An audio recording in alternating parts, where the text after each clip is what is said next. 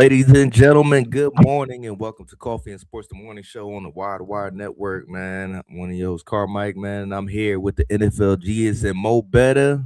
NFL genius, how you doing this morning?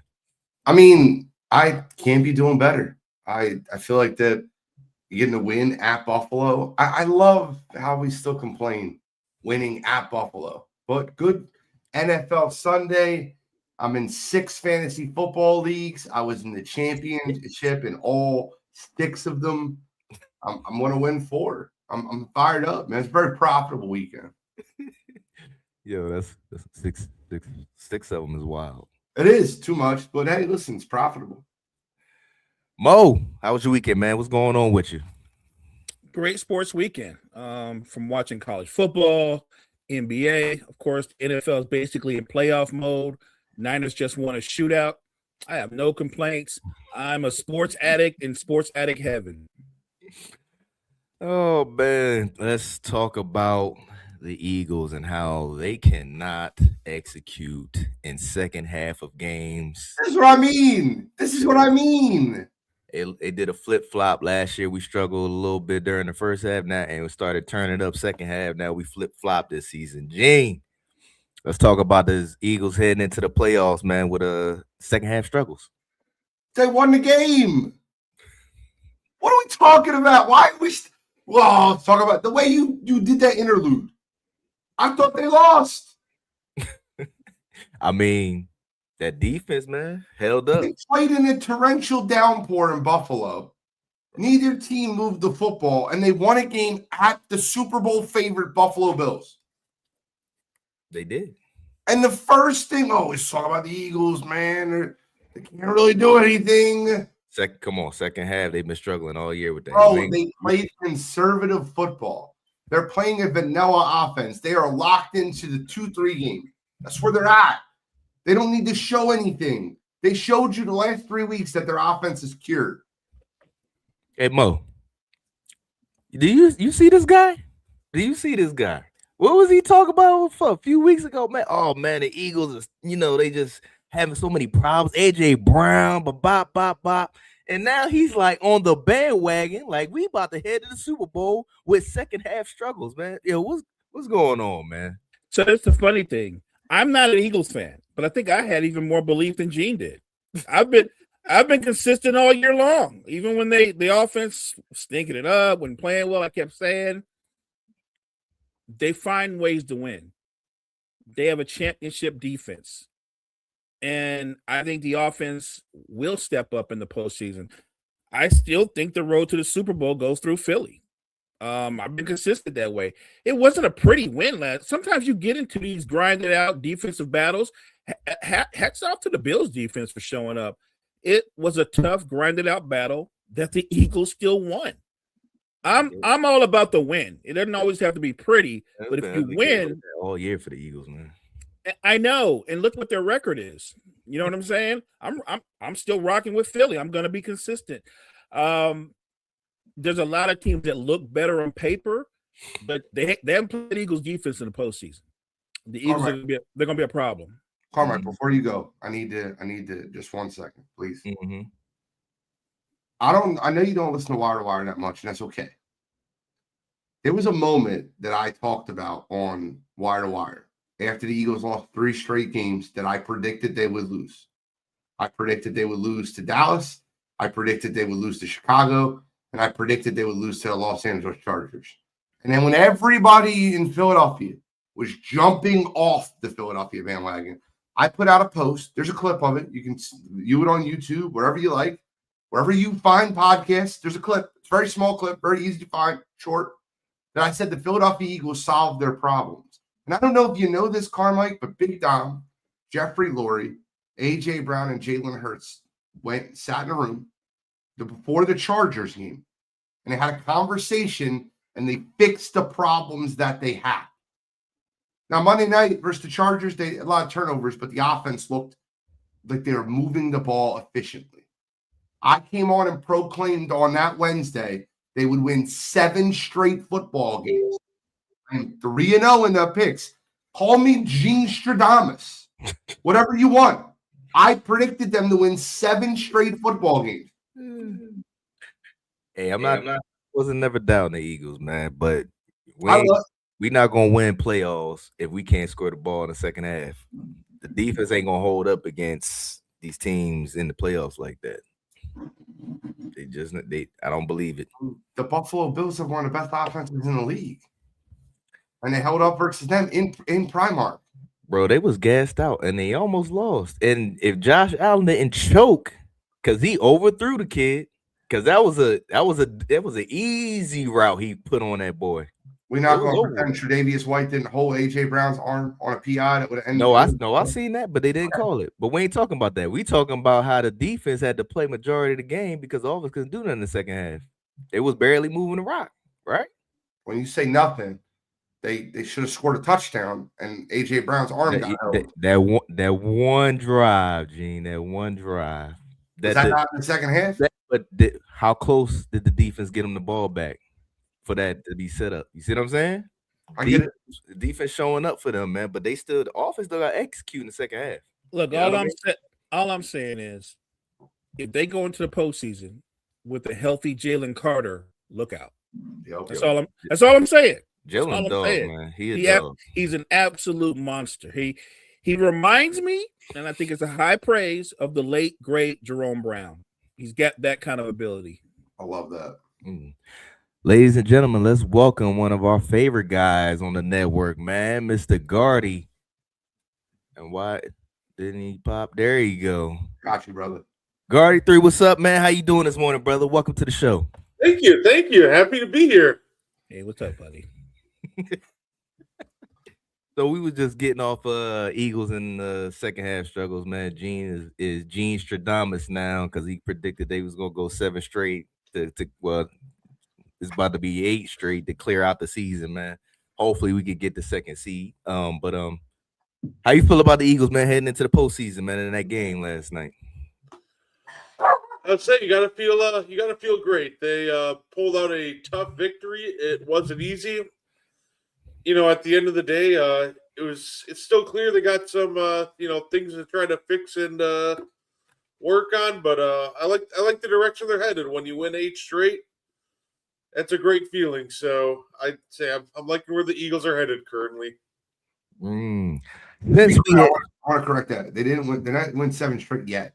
I predicted they're going 7 straight. Is the 3 games that they've won next week versus the Commanders, and then 3 playoff games. Now that puts them going to 7 straight.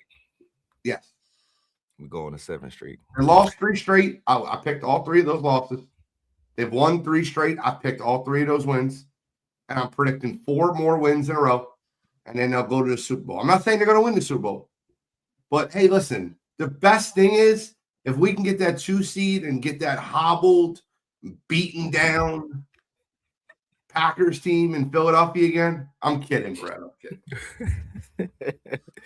Speaking of the Packers, since you are here, man, a 41-24 loss with a battle of the 2 backups, Malik Willis and Tyler Huntley.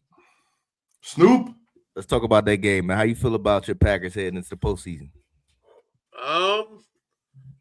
At the end of the day, I think our offense will end up being fine. I like our offense.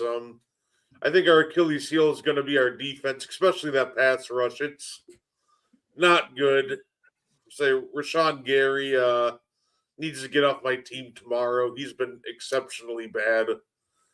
After watching him getting completely blocked out of a play by an 185-pound wide receiver, yeah, that experience needs to end. But overall, I think it's going to be a situation kind of like last year in the Eagles game where you watch Green Bay compete in the playoffs, but it's just they're not going to have enough juice to close the deal.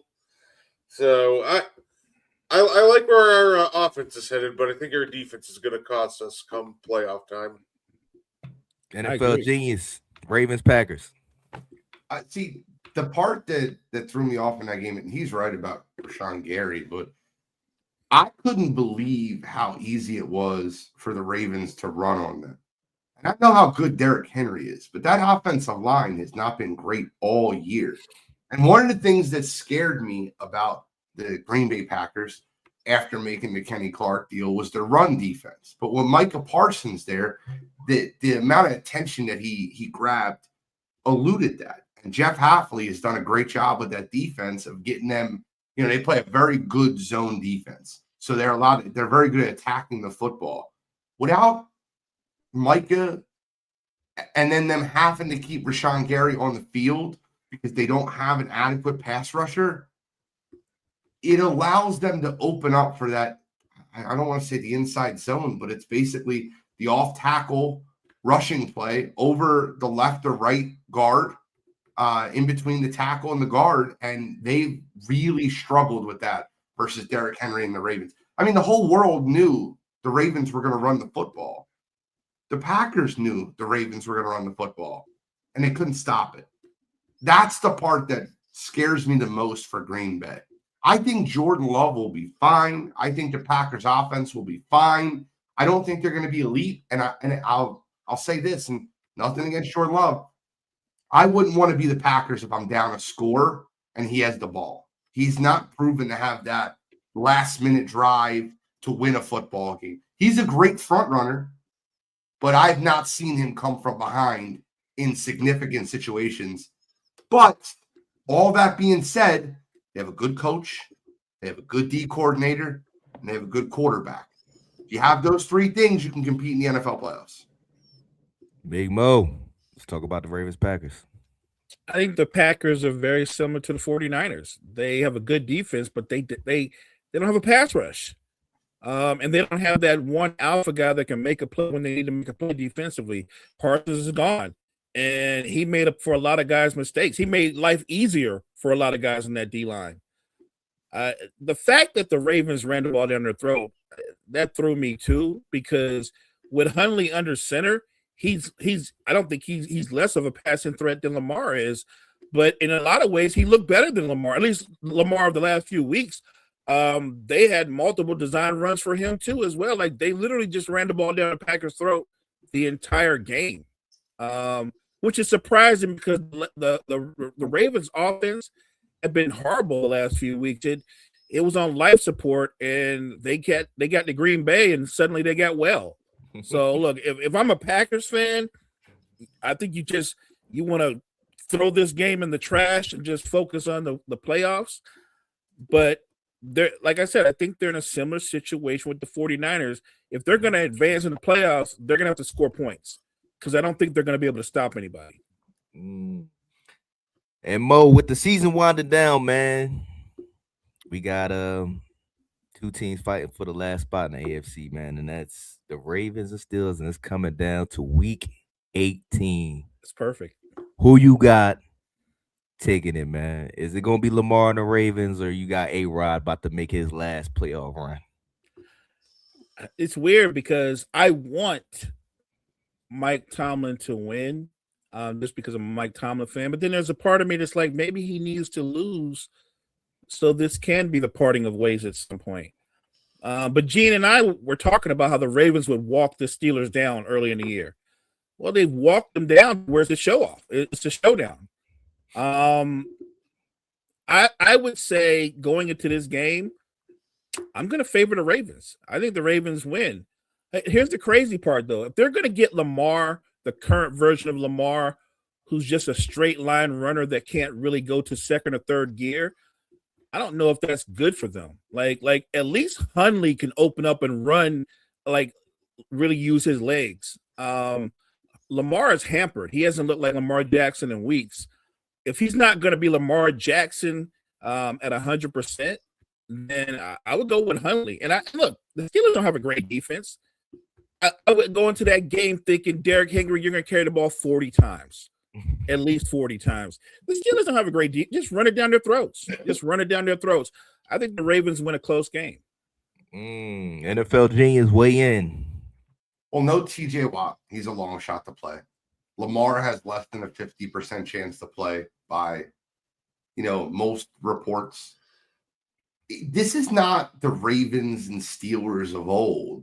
This might be Snoop Huntley versus a broken down, beaten Steelers defense. And, one thing that comes to mind is Do you think the Steelers could have used DeCarrion? And I'm going to call him by his full name. He could have really been used yesterday. That last play of the game, that basically fade route in the end zone. That ball's thrown to DeCarrion. I think the Steelers win that football game versus the Browns. But it wasn't. And he wasn't there. And the Browns beat the Steelers.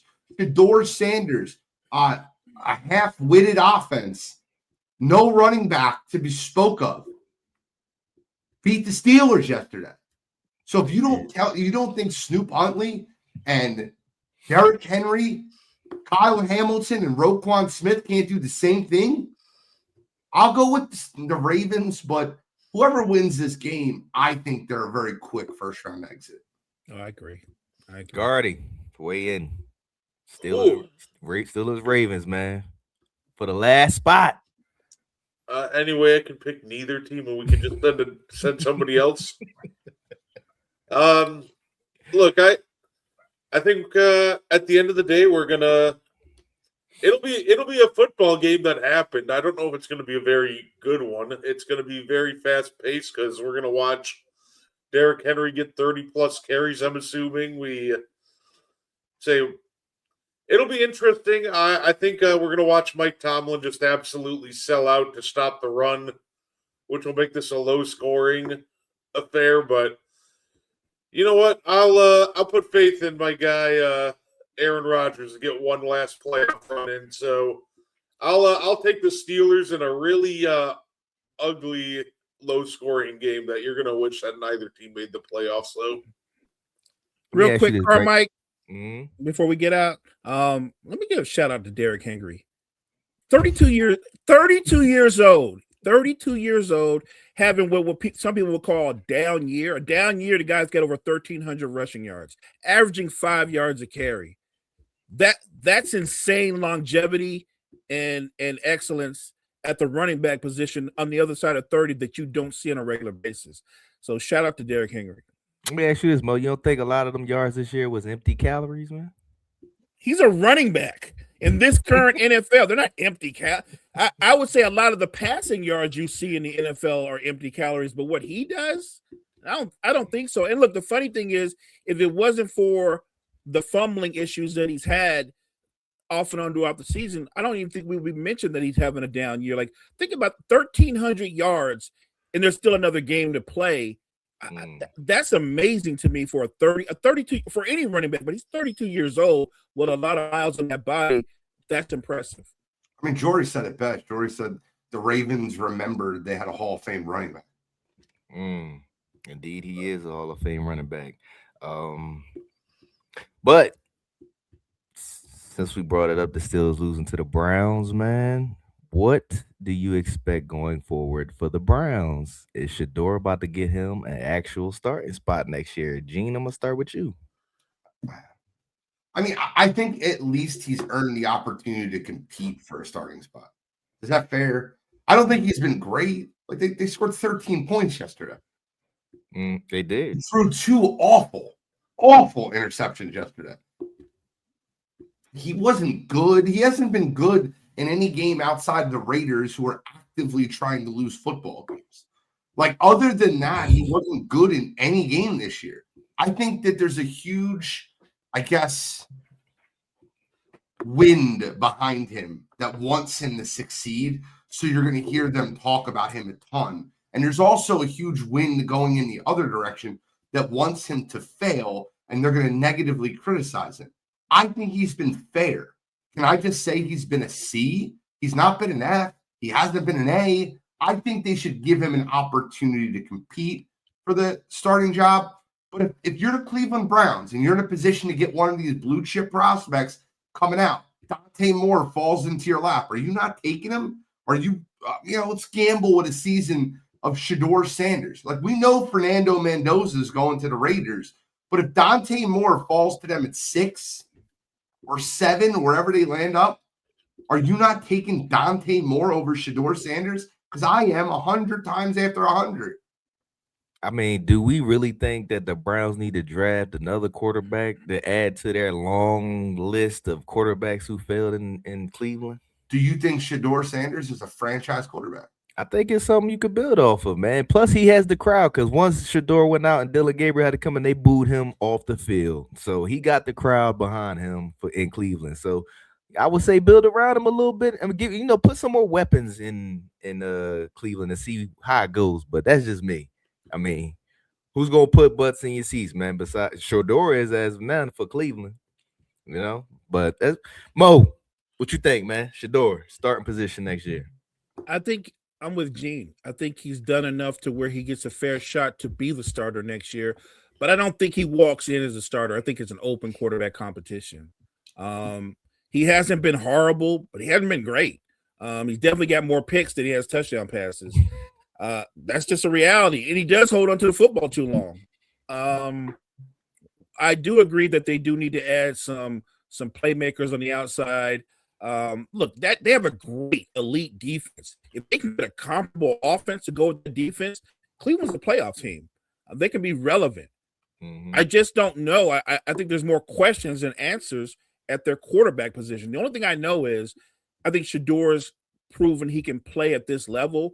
The only question is he a starting quarterback or is he a career backup? And I don't think we've answered that yet. Yeah, Mo, what would you think if they brought in like a guy like Jacoby Brissett, and it was Brissett and Shador competed for the job? Jacoby Brissett's played great for Arizona, but it's very obvious Arizona is going to cut ties with Cliff Kingsbury after the season's over. Brissett played for the Browns before? I don't remember if he played for the Browns. I know he played for the Patriots. I know he's played across the league, so he might have played for the Browns before. Played for the Colts. Played for the Colts. I love the idea, though. He did in 2022. He played for the Cleveland Browns. A proven veteran quarterback who can run your offense, do the system, and maybe some of his professionalism can rub off on Shador, who could use a little bit of that. So that was exactly the point that I was getting. Exactly what you just said. That is, sorry. Yeah, no, you're spot on. That's why you're an NFL genius.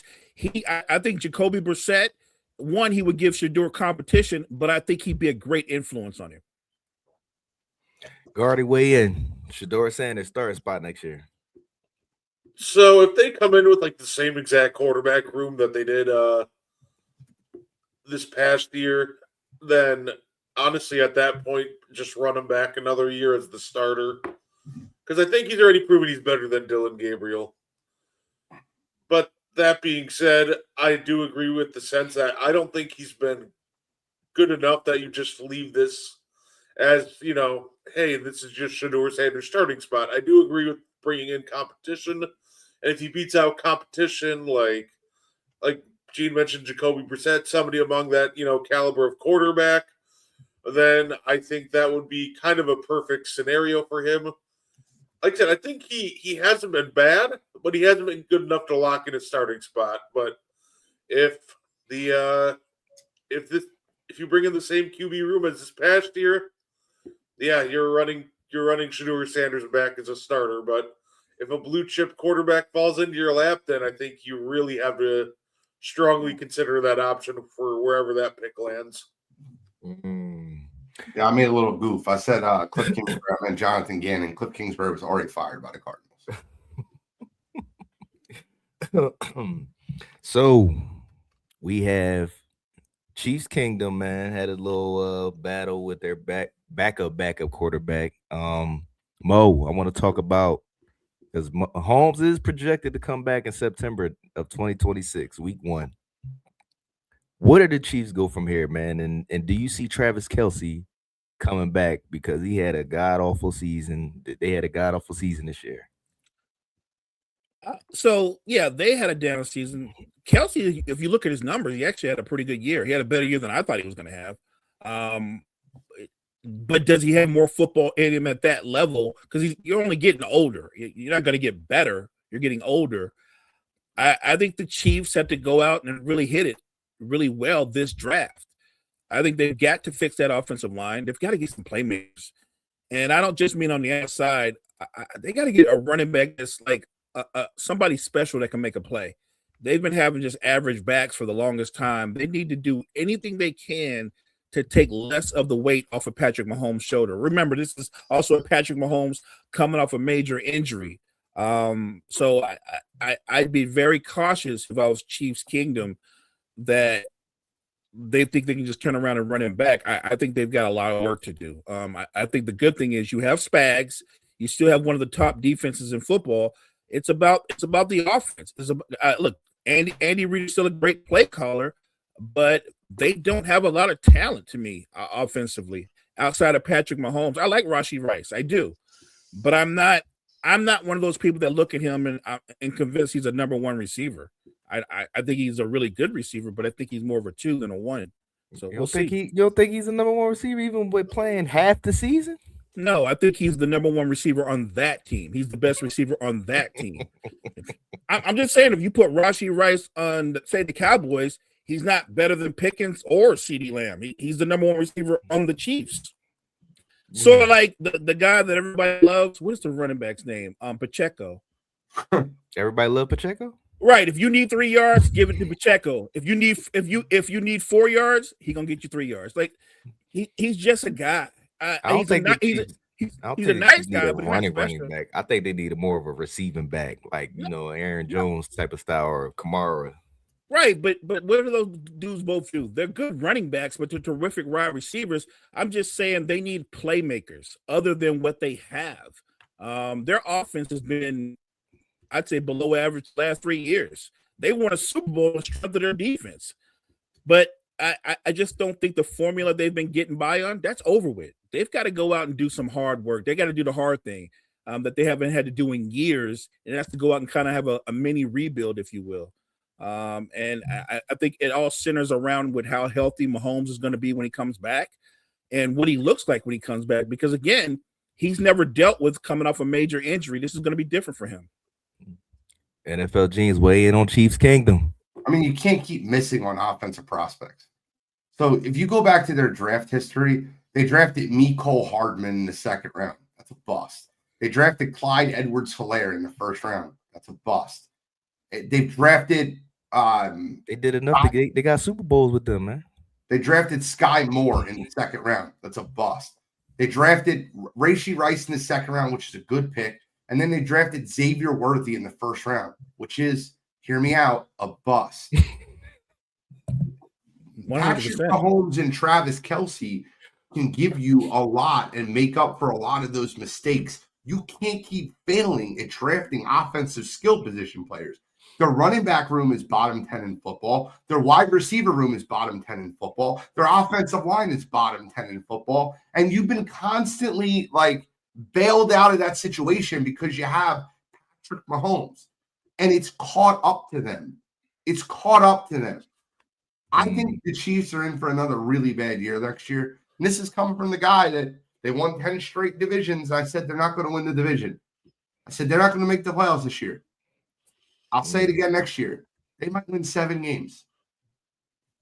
You don't think they're going to bounce back, man? No. Too many problems. Hey, Gene, let me ask you a question real quick, Gene. Yes, sir. If they have the year that you think they're going to have next year, I guess what I'm trying to ask is, when they do eventually have to rebuild or turn it around, is Big Red going to be there? If Big Red wants to be there, he'll be there. I mean, I think that he's bought himself enough clout. 3 Super Bowls get you enough cachet to have a couple bad seasons, especially without your star quarterback. I think Big Red, if he wants to keep coaching football, will keep coaching football. I still think he's a good coach, but it's the same thing that happened in Philadelphia. And Carmike, you can back me up with this. Andy Reid gets too ingrained in the personnel, and he starts making the draft picks, and guess what happens? And seriously, go look at those Eagles teams. Todd Pinkston, James Thrash. Do you remember these wide? Freddie Mitchell. He drafted FredEx in the first round. I want to take my hands. Yeah. He's done this for years to when he gets too involved in the kitchen. Just fucking call the offense. Just be the head coach. Stop trying to do everything when you don't need to. Hey, man, who don't want to draft your own guys, man? You know what I mean? Well, he's not good at it. I mean, it's obvious. Hey, you lined him up against the wall, and we're like, all right, well, he's obviously not picking the defensive players. That's Spagnuolo. They're doing well. Leo Chanel and all those guys. Isaiah McDuffie, great. When you line up the offensive guys and you go Sky Moore, Clyde Edwards-Helaire, Mecole Hardman, Xavier Worthy, and you go, what happened here? All of them got Super Bowls except Xavier. It doesn't matter if they have a Super Bowl. Sky Moore is James Thrash. Wait, doesn't Sky Moore got two? Because he played with Brady. No, Sky Moore never played with Brady. Who was it? Oh, it was somebody else then. I know it was one of them. Dang. Type of. You said James Thrash. I hadn't heard that name. I mean, that's what the Eagles were. They signed. This is Mo. I'll give you a blast from the past. They signed the St. Louis Rams slot receiver Kevin Curtis to be their number one wide receiver. You guys remember Kevin Curtis? I remember that. Lightning? I remember him. They thought he was what's the boy's name right now that plays for he's on Pittsburgh now. He's kind of done now, but dang. Oh, Adam Thielen? Yeah, they thought he was gonna be like Thielen. I remember that. I remember Kevin Curtis. That's funny. Gardy, weigh in on Chiefs Kingdom. So I think I definitely think next year is going to be a down year. It's just kind of I think they got to restock the cupboards on offense on multiple fronts. I think you need to add some more to the line. I think you need another playmaker on the outside. I think the biggest mistake that the Chiefs, one of the biggest mistakes the Chiefs can make this offseason, though, they're going to have a nice draft pick. They lose on next Sunday. They have a real shot at the 8th pick. Otherwise, they'll probably settle somewhere between 9 and 11. I just would hate to see them attempt to force a pick and draft somebody that, at a position of need, maybe instead of best player available. I still think you take maybe the best offensive player available, whether that be a lineman, because I could see them very much trying to attempt to force a wide receiver here at, pick 9. So this is a draft pick that I think is going to be very important to them. If they come back and let's say they do end up winning, 8-9 games and fall back closer to the middle of the draft, you got Patrick Mahomes back. There's no guarantee you're gonna get another pick this high. I think they will, but I do think it's very vital that they hit on this top 10 pick that they'll have, because it's not a guarantee they're gonna get one next year. So I think they got a lot of holes to fill, and I think it'll take a couple years to fix them all. They should draft Jeremiah Love. That's who they should draft. NFL Genius, we have one more spot available, and it's on the NFC side. And the Dolphins always win games they got no business winning, and they pulled it out against the Buccaneers yesterday. So now the Bucs is coming down to the Bucs and the Panthers fighting for the spot, man. Talk to me about the Dolphins against the Bucs, man, and then what you think about this game coming up next week. The Buccaneers have now lost. Stop me when you hear this. 7 of their last 8 games. They've lost to Miami, Carolina, Atlanta, New Orleans in that stretch. What in the world makes anyone think that and they're favored versus Carolina next week? I don't care if it's at home. Carolina is winning that football game. And everyone's going to look at it like, well, they got Mike Evans and Baker Mayfield and Chris Godwin. And you're going to hear all that. And I'm telling you right now, the Carolina Panthers are going to win next week. They're going to win next week. They fell apart. They look like the 2023 Philadelphia Eagles. Fell apart. Indeed, they did. They did. Gardy. There's 2 ways to go about this one, right? Because I watch enough Carolina Panthers to know that things never go the way the Panthers want them to go, like 99% of the time. So one of 2 things is going to happen. Either A, the Panthers are going to win very decisively, or B, that Mike Evans 253 touchdown game is going to hit like a shotgun to the chest. So I'll let you decide which one's going to happen, but I have no faith in the Tampa Bay Buccaneers. Mike Evans is doing his best, JJ McCarthy impersonation for half a season. I know he's been dealing with the shoulder injury, but if it's been bothering him that much, he shouldn't be out there. I get he wants to soldier through it, but though with his performance, you can't really justify him doing that. So I got the Carolina Panthers as well. I do think that they make it, and I really hope that it's the Panthers because at least maybe the wild card game will be competitive.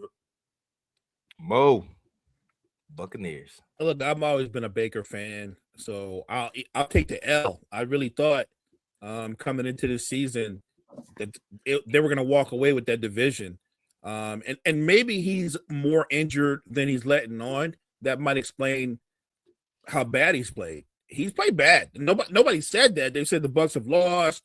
They're not as good. They certainly have had their share of injuries, and Baker has soldiered through, but he hasn't played well by soldiering through. And there's no reason to believe that they're going to go win a showdown versus Carolina, who I think right now is the better football team. I hate saying this because I'm always in the Baker train. I think Tampa Bay is going to lose at home. They're going to lose a division. They're not going to make the playoffs. You don't think Baker going to pull out that Baker magic, man? Nah, I think the Baker magic is for next season. I see. One thing I just want to add: what happened to Emeka Egbuka? The guy was the runaway offensive rookie of the year, and then they just stopped using him. Does he have did he do something internally? I don't understand why you stopped using the guy that was the runaway offensive rookie of the year. I watched them play yesterday. Mike Evans, Chris Godwin, Jalen McMillan got more snaps than Emeka Egbuka. They just don't throw to him anymore. The guy didn't forget how to play football. He knows how to play. He's a very good wide receiver. They just stopped throwing him the football. I can't call it, man. I don't know, but Ibuka was winning a lot of games for them, especially on some deep throws during the season, man. He was clutching it up. Guess what? There's such thing as changing of the guard. I think what Baker's problem is Mike Evans came back and he felt obligated to get Mike Evans targets. And Mike Evans is going to be in the Hall of Fame, great player, but I don't think he's their best wide receiver right now. And I think you got to throw the ball to your best playmaker. You got to get Mike Evans at 1,000 yards, man. He ain't missed a season. Emeka Egbuka led the team in receiving yards 2 weeks ago versus the Carolina Panthers with 2 targets. I want to read that again. Led them in receiving yards with 2 targets. 2 targets. Come on, man. Stupid. That's your playmaker. Mo, let's talk about the collapse of the Lions, man. Down the stretch, man, they went 1-5 after losing to the Vikings yesterday, man. What's going on with the Lions? Just a collapse, but then I didn't think they were going to win the division anyway. I thought it was going to be a down year. It's been a down year. The NFL genius predicted they would not make the playoffs. They're not going to make the playoffs. And I think that every team, when they're really, really good and really, really relevant, they have a run and they have a window. I think Detroit had this window, and they never got over that hump during that window. And I'm not saying they can't turn around and be good next year because they have way too much talent in their offense not to be relevant. But their division that they're in, the teams around them are getting better. I think Detroit, they're going to be back to mediocrity. And by the way, look, I don't want to nitpick, but I've never been a big Jared Goff fan. Never. I'm being consistent. As much as I ride the Baker train, I don't get it with Jared Goff. I don't see it. I think he's a great front runner. I think when things are really well, he looks elite, and when things are challenging, he looks like Jared Goff. I think Detroit's cooked for a couple of years. Damn, couple? Sheesh. Gardy weighing Lions. What happened to them? I'm starting to think, I'm taking a different approach to this, because I'm starting to think that maybe their identity is becoming a problem. And what I mean by that is for the last 2 years, the Lions and Dan Campbell like playing this aggressive, physical style of defense and offense. Well, the last 2 years in a row now, we were watching them drop like flies to a point where they didn't have any bodies left against the Commanders. What happened again this year? offensive lines hurt so bad they almost brought Frank Ragnow back, who had a grade 3 hamstring strain coming off the couch. And then the secondary pieces started dropping like flies again. I'm starting to think that they really need to lock in on building up a ton of depth because they like playing this physical style of football. But this is the second year in a row where we can talk about the offense. It was a top 3 offense like all year. It was an elite offense pretty much all year. Defense, it tried to hold itself together, but the injuries caught up to them. So I think this is a team that they really need to build out their depth because I think they could be back next year.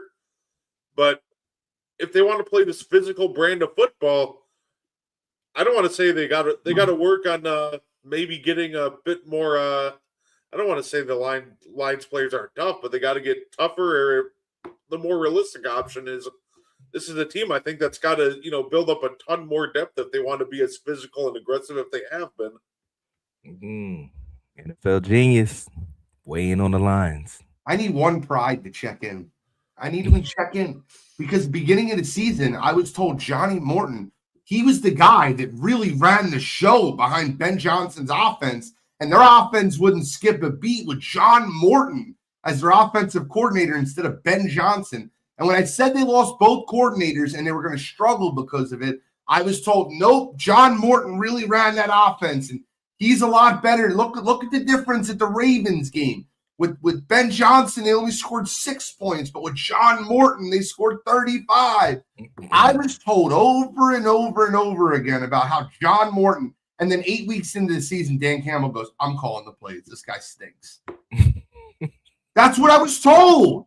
Oh, let's take it a step further. I'm going to give you guys an understanding. The greatest coaches to ever coach in the NFL, Bill Belichick, Andy Reid, Bill Walsh.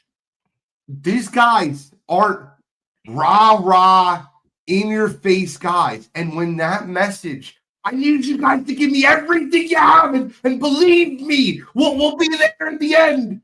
It really runs stale and runs dry if you're hearing that message over and over again. And what you're seeing is that the Detroit Lions really get stale on their coach, Dan Campbell. That's what's happening. The bread was out too long. It wasn't in the pantry. It's got hard. It's turning green. It's no longer good bread. Dan Campbell can motivate anyone for a year, 2 years, 3 years. But after 5 years of hearing Dan Campbell say, guys, just give me everything you have, and in the end, we're going to be winners. And then every year, year after year, they just, we're not winners. I'm sorry. That's a great point. That's a great point. I just thought about that because Dan Campbell is like, if he's your coach, like that means like every game is like Saving Private Ryan. You know what I mean? Yeah. Like, you know what I mean? Like everything can't be life or death every game. So that's got to wear on you over time. Mo, you remember last year, the last game of the season, that meant nothing to the Detroit Lions? I'm sorry, it was for the 1 seed.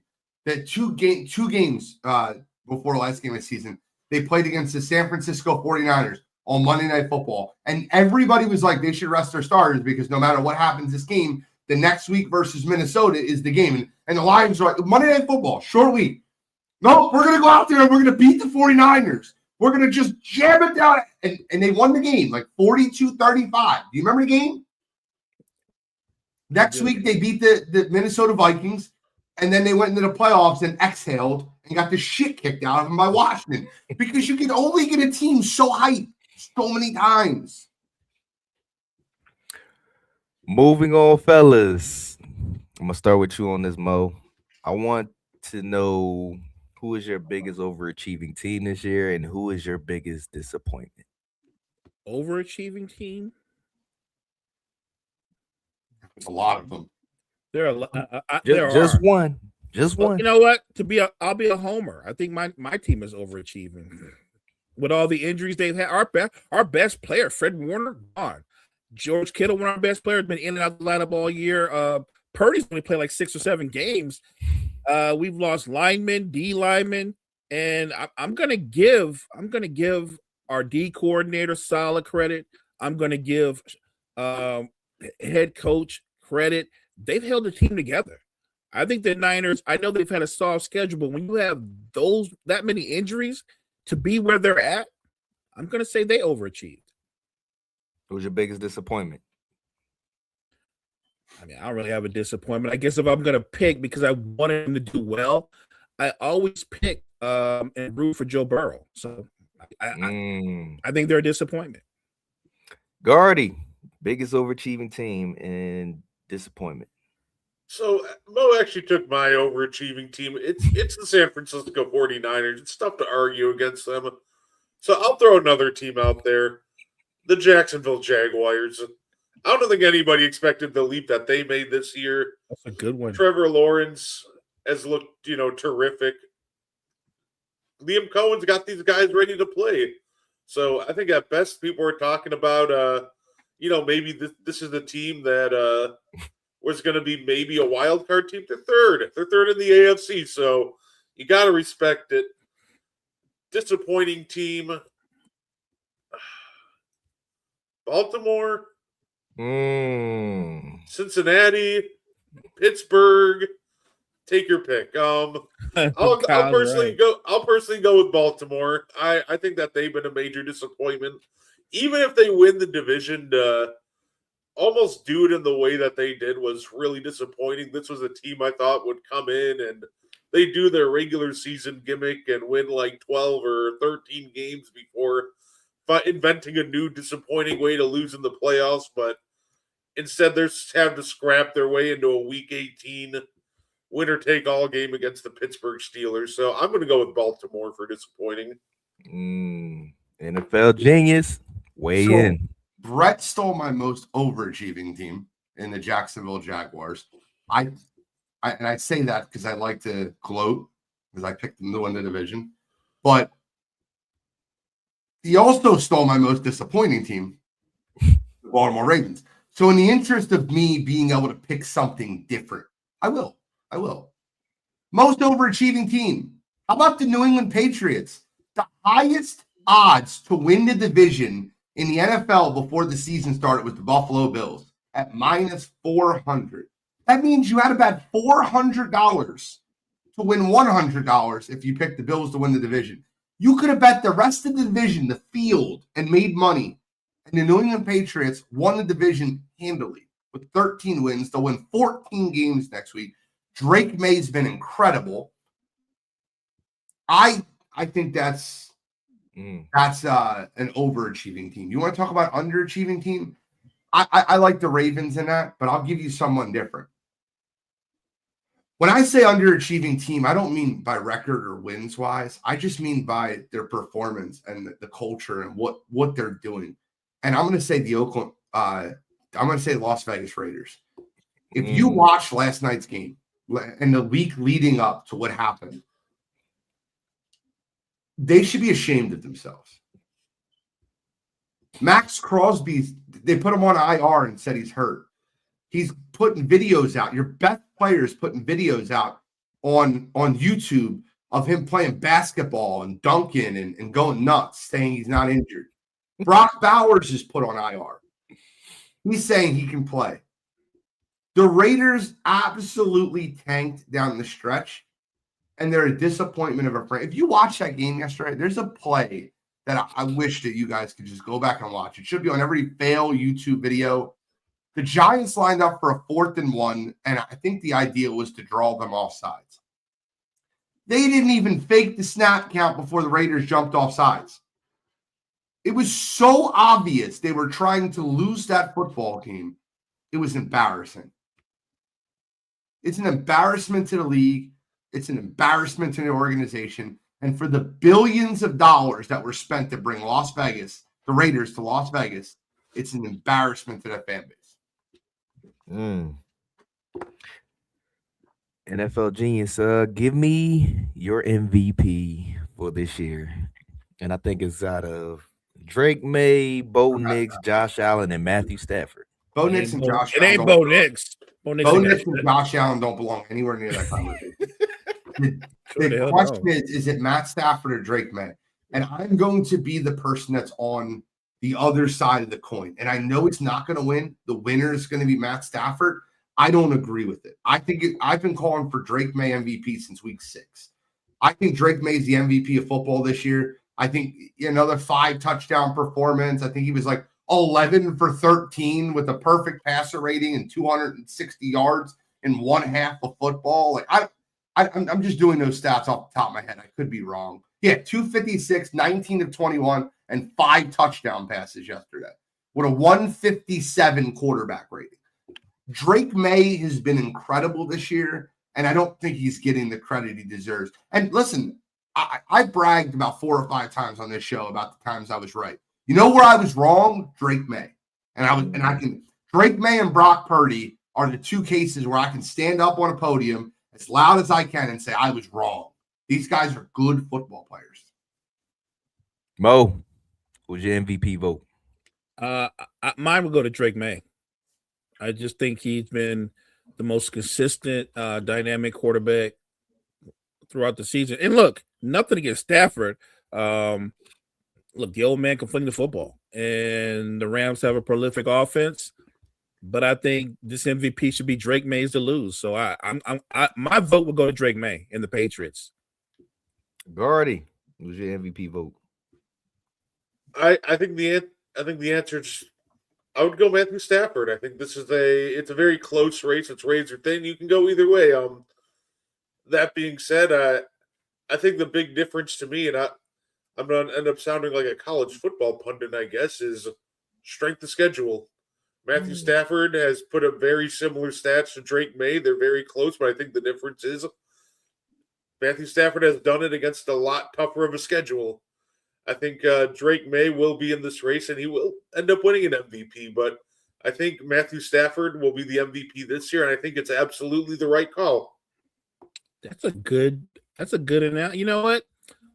And that's my division. I actually, that's a strong point, Brett. You're right. Just within his division has been the best division, and he's done what he's done. So yeah, that's a strong case. I didn't change my vote, but that's a really strong case. Let me ask you this, NFL genius: are we in a quarterback overloaded era, or is the elite quarterback play just is overrated? No, I think offensive coordinators are learning how to scheme players open and find players that are right for their scheme. A perfect example is Caleb Williams. Caleb Williams last night looked like an MVP. And last year, he looked like a bust.